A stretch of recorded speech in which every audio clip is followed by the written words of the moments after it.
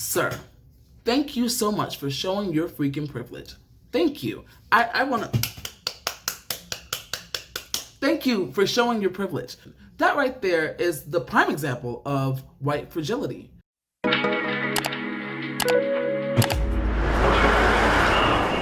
ready? Hey guys, welcome back to the Mikey J Experience. I am Michael, and welcome back to the experience of me. I guess that's a tagline. I'm working on that, no worries. So, first thing I really want to talk about is, yes, I did say that I was going to go ahead and upload my part 2 of my vacation video, which probably only got like 3 views, but it's totally fine. I will do that. It's just that there's been a lot of time that's been going past and a lot of issues, mainly with my computer, so that will happen now that I have things up and I've got the time. I mean, who doesn't have the time? It's still Corona, and there are still places that are still very much shut down. Anyway, so kind of going a little bit off of that one, I will make sure that I update a lot of my videos, but today I really want to post in a new video. I don't really know how to go ahead and just jump in and act as if nothing's happened. I think it's a perfect time for me to just go ahead and really address all the issues that's been going on in the United States. But more or less, this is a video that I've been thinking about making for probably about the past month. And I've been keeping this inside, and I feel like whether or not this gets blown up or whether or not no one looks at it at all, I think it's just a great time for me to just go ahead and, still do it. Anyway, so here I am. Okay, so today, something that I really want to talk about, and which I've been having in my mind for a while, is something that is called white fragility. Now, what is white fragility? Well, in a nutshell, white fragility is basically the uncomfortable feeling or the guilt or the immediate anger or offense that a white person takes when someone actually brings up something when it comes down to race. Whether it be bias, whether it be some sort of racial injustice, having a talk about race just in general generally turns to something that makes a lot of white people very uncomfortable, very weirded out, very much like they don't know where to kind of go with it, and there's a reason for it. One thing that I definitely want to make sure that I put up and that I push is the book by Dr. Robin DiAngelo. Robin DiAngelo talks a little bit about, kind of details a lot more about what is white fragility and how the situations arise, what white people feel, and how Robin herself has been in a situation where, these things have conspired and why it happens. And basically, I read a little bit of it. I didn't read the whole book because I didn't buy it just yet. I probably will for a bit, but she talks a little bit about the reason why white fragility happens. And basically it happens because white people who grow up in all white neighborhoods, who grow up in higher elite statuses, they are generally around other people who look a lot like them, and they don't have any knowledge about what's really going on, whether it's racial inequality, whether it's, coming down to, the inequalities between Latinos and Blacks and Asians. Like, they just don't know what to say, and they're really ill educated on the concept of race and how race has actually been systematically oppressing people who are of color for the longest time. Now, there have been times where people get angry when people talk about race, and they feel like, oh, well, that's not a situation. Like, racism, you're being racist because you brought that up. And that's not the case whatsoever. There's also situations where people go ahead and bring it up and that person just feel awkward.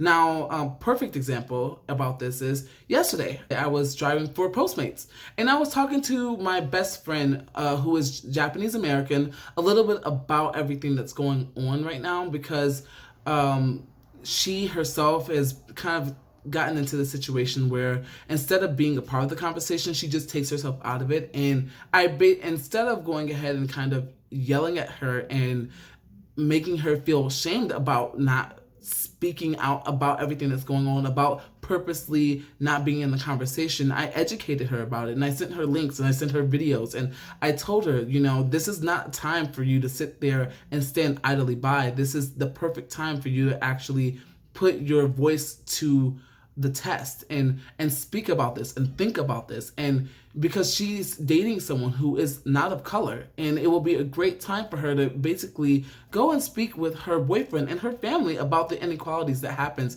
within our society, whether this is here or whether it's in Japan. Well, we were talking while I was on the elevator, and while I was on the elevator, there was this white guy that came in.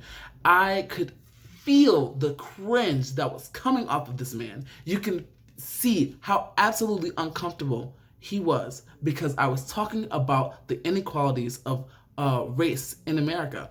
And that right there is a perfect example of what?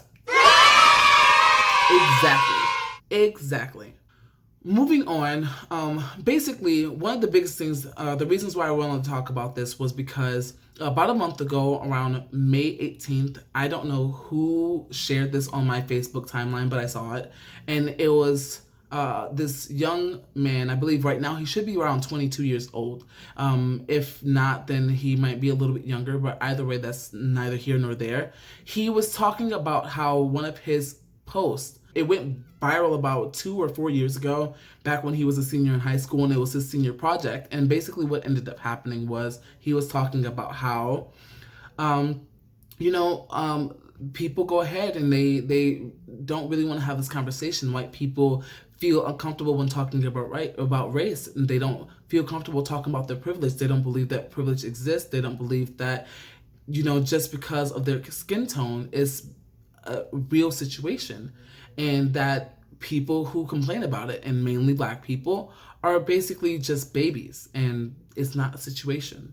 And it was very interesting because he broke it down, and he was very calm and very educated when he made his response. And he said something along the lines of, I start to see that my post has become trending again. And I kind of want to explain myself for the people who don't understand. And he did. And there was a lot of praise, but then there was a lot of backlash. And when I say backlash, I mean, there was a lot of white people who were pretty much in their feelings about it. And the first thing that they were in their feelings about was the main presentation title.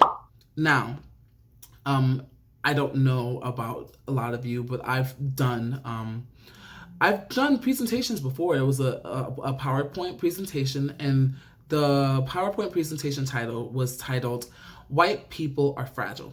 I could be paraphrasing. I'm pretty sure this is it. And it's so interesting, really, because this was actually reposted in this group that I'm also a part of. And one of the first things that I saw an Asian guy say was, "That's racist." Bruh. I can honestly say that, okay, hold up. Saying white people are fragile, that's racist. All right. This next tweet is from... Okay. Did you even read anything that the guy said? Like, it just seemed like he looked at the picture and just immediately, you know what? That's racist. Everyone else who also commented on that post said the exact same thing that I said. I'm like, did you even read it? Did you even take time to figure out what was going on? Just because it said white people made them feel like it was racist. You know what? Moving on. Another thing that really kind of made me want to absolutely pay a lot more attention to everything that's going on and make this video is because earlier in the week, I believe it was a Tuesday, I was watching a Philip DeFranco show, and I am an avid fan of Philip DeFranco. I really like his content, and I feel like he does great reporting. In the video, or I'm not sure if you watch Philip DeFranco, you might see that, Philip DeFranco talks a lot more, and he covers a lot about the Black Lives Matter movement. He covers a lot about the protests, the riots, things like that, what's happened, and basically a lot of the contemporary things that are the most popular right now in news, and that a lot of things that are not really being shown in normal news stations. And I read something that was by this UK guy. I don't know if he was British, but he definitely used the word bloody. So I could definitely say he could be British. He could be from just the UK. I don't know which part. Either way. So he said something along the lines of, why does everyone always have to talk about race? Let's just get it done and over with. Race does not have to always come up. I'm tired of talking about it. Sir, thank you so much for showing your freaking privilege. Thank you. I want to... Thank you for showing your privilege. It must be nice to sit there and say, why are we talking about race? All lives matter. And it's like, no, all lives don't matter. And yes, we should have this conversation. That right there is the prime example of white fragility, because you don't have to think about race. I, as a black man in America, and also in any other country, let's not even just kind of break it down to just being in America. Black people all over the freaking world are assumed to be one way or the other, and I can almost definitely tell you that these people who perceive them one way or the other, neither one of those one way or the others are immediately nice or good. Especially if they have darker skin tone, because some reason people feel like people with darker skin and people who are brown skin are more dangerous than a white man with a rifle. Beats me. You know, when it comes down to it, it's nice that you don't have to worry about it, but I always have to worry about it. Every day I walk out, I have to worry about it. Me and my mom, we made a joke around the time that Corona started because I didn't have any masks. And I was basically walking around with a bandana that I gotten from last year's Pride. And my mom was like, you better be careful because we don't want anyone thinking that you're stealing anything and then you get pulled over or you get shot. Like, you know, this is a conversation that me and my mom were having. We were joking about it. Ha ha ha ha. But do white people ever have to worry about that? Is that a conversation that anyone of any other race in America has to worry about? Probably like Latinos, maybe not as much Asians, but definitely black people, number one. You know, it was a lighthearted joke, but at the same time, you have to think about how that hit. It hits hard. It hits very hard, especially with everything going on with the George Floyd situation. It hits hard. You know, another thing that I feel like is just very interesting is how people don't really realize how systematic the racism is and how Black people have not been able to rise up to their full potential because they are constantly being put down by the white man with more power and more authority. Everything that's been going on recently, I've been able to really take a step back and actually look up a lot of things, especially on Black Friday. Look up, you know, history that I didn't know. I knew nothing about, you know, the Red Summer of 1919. I knew nothing about Black Wall Street whatsoever. Hearing about these stories are heartbreaking. I will definitely make sure to go ahead and leave some links down below because these are things that need to be talked about. People who feel like race is not an issue, who are tired of talking about race, it's kind of like this meme that I found on Facebook.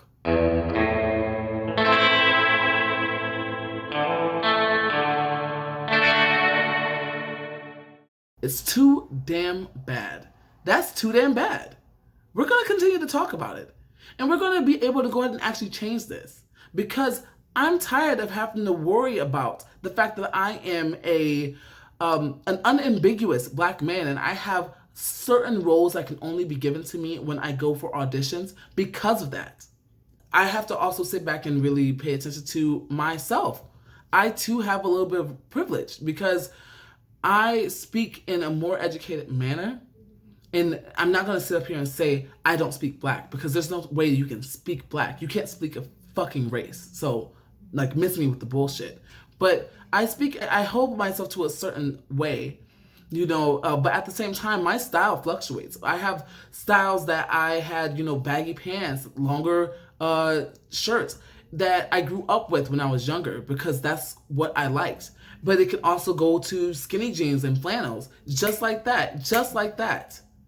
But the thing is that, you know, me being the type of person that I am, that's also a bit of a privilege because I'm a very open and very kind and very nice person. These things don't just stop in America. I used to be profiled when I went to South Korea even. I studied in Korea for a year in 2014 to 2015. And do you know how many times that I would come up or people would come up to me or people would see me and the first thing they would say is, yo, what's up, my bro? Number one, that was super uncomfortable. Number two, no one even says that anymore. Like it's the 90s. I remember I actually had a situation where there was a guy who, I mean, up until like not too long ago, we were pretty much still friends. Now he doesn't. The first time he met me, he said, "Oh, I know a little bit of English." And he said, "What's up, my nigga?" And so me wanting to educate him, I was like, "Wait, what did you say?" And immediately after I said that, he took it back. Nothing. And I'm like, "No, like, what did you say? Like, I want to hear you say it again. What did you say?" He was so resilient in responding to me that I was already drunk. It pissed me off. And two of my friends who were next to me, who know me as being a very kind and very like lighthearted person, a jokey person, I'm never really serious. I got pissed and I banged my hand on the freaking table and it stopped everyone from what they were doing. And I was like, "No, say it again," yelling at him. He knew what he was saying was wrong, but it was because of his ignorance. Now, I want to take this chance to thank all of my friends who are white, who are Asian, who are Asian American, who are Indian, who are all over the world, who have been able to follow the Black Lives Matter movement and who actually understand everything that's going through. But one thing that I would like to plead with you guys is please do not let this conversation end here. Let's actually talk about the systematic racism that goes on in your societies as well, about the way that you guys not only see Black people, but other people of color as well, about the way that are super xenophobic in South Korea to anyone who's not Korean. You know, let's talk about that. Let's bring these conversations up. I want this to be a situation, the corruption that happens in any country, not just America. That's what the Black Lives Matter movement is talking about. It's not just talking about, well, you know, Black people are people too, so we probably shouldn't kill them, you know, any chance we get. Like, no, like that's not a situation. I want it to be an actual conversation and for everyone to completely understand what is going on. And I'm also really tired of this whole situation where people just feel like they can call out racism for anything. Why white people are fragile or white people are fragile, that's racist. I don't know how. I really don't get it. 2 + 2 = fish in my mind, because that does not at all add up to me. Let's actually go ahead and talk about that. And I'm not going to talk about that actually in this video. I'm going to go and do a separate video that actually talks about, you know, what is racism and what is racist and what is racist and what are racist rhetorics and things like that, because I really want to be able to have these conversations. So for anyone who's watching this video, I hope that you liked it. I hope that you had a new experience, and I hope that you had a good experience. If you're white and you're watching this video, thank you. And please, you know, really have this conversation. You know, talk to people. Stop being fragile. You know, let's figure out what's going on and let's fix it, because this needs to be changed. Whether you're in the UK, whether you are in America, whether you're in Canada, whether you're in South Africa, these are conversations that need to still be had, because racism has not gone away. Just because the US president is very vocal about his racism didn't all of a sudden spring out a crap ton of racist people. Like, whoa, holy crap, they're growing from the ground. How did this happen? Racist people were always here. They just knew that it wasn't okay, nor was it safe to talk about it. If Boris Johnson came out tomorrow and said that all Africans need to ship back to Africa, how much would you bet that there are going to be British people coming up out of the fucking woodworks? Like, yes, they should go. They need to get the hell out of here. This is the English people. This is England land. I'm telling you, there's an actual conversation I had with a guy who was Nigerian. And I don't mean for this to be anecdotal whatsoever. I don't have many British friends, and he kind of told me, you know, he grew up in England. He was born there. He lived there up until, I believe he was a teenager, moved back to Nigeria for a few years, moved back, got a job. He said that there was still racism there because the white people did not want the people of color to surpass them. They will sit there and smile at you to their face, but then talk about you behind your back going home. So what's the difference between the UK and America? They felt like they were a lot more comfortable of being able to come out and talk about this in America because we have a leader who condones it. In England, in the UK, is not as condoned because everyone knows racism is bad. But no one has the conversation anymore, do they? Does anyone really feel like we can move on if we ignore the past, that will literally never happen. Where are the Black Americans' reparations? Where is our apology for slavery? For murdering countless people, children, women, men, just cuz.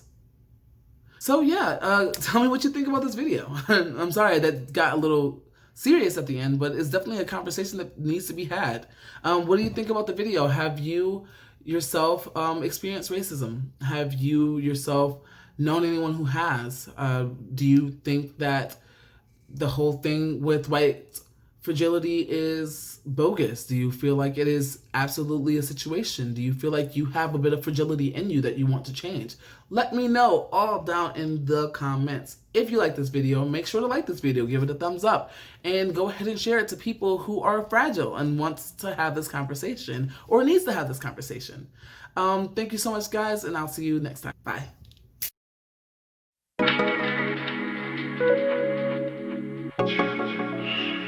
You ready? Come. Coming to you live. Alright, cool. Yeah, wait, hold up. Let that liquor ride.